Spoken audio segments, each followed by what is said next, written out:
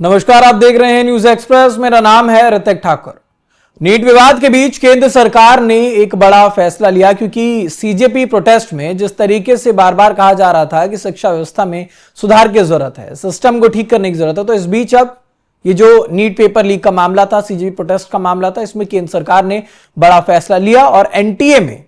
एक साथ 47 अधिकारियों को हटा दिया गया और पूरे परीक्षा सिस्टम में सुधार की शुरुआत की गई।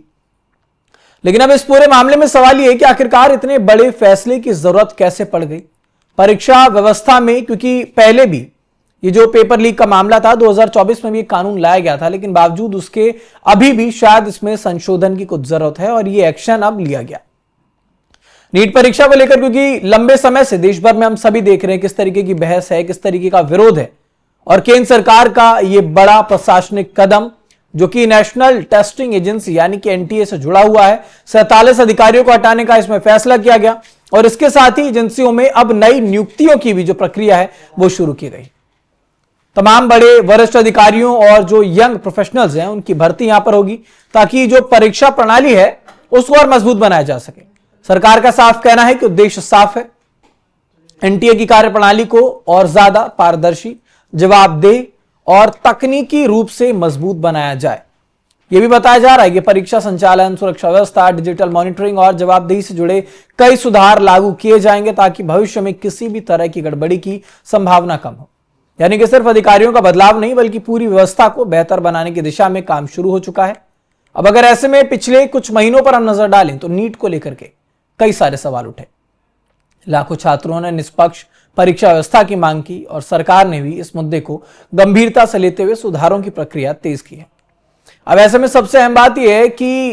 इन फैसलों का असर आने वाली परीक्षाओं में कितना होगा, क्योंकि सरकार पहले ही परीक्षा सुरक्षा को लेकर के पहले भी कदम उठा चुकी है, लेकिन पेपर लीक रोकने के लिए सख्त कानून, तकनीकी निगरानी और एजेंसियों के बीच बेहतर समन्वय पर जोर दिया जा रहा है। अब एनटीए में यह बड़ा प्रशासनिक बदलाव भी उसी सुधार अभियान का एक हिस्सा है और इस पूरे मामले में जो कई विश्लेषक हैं उनका यह मानना भी है कि अगर ये सुधार पूरी तरह लागू होता है तो जो आगे प्रतियोगी परीक्षाएं हैं उनकी विश्वसनीयता और शायद इससे भी ज्यादा मजबूत होगी।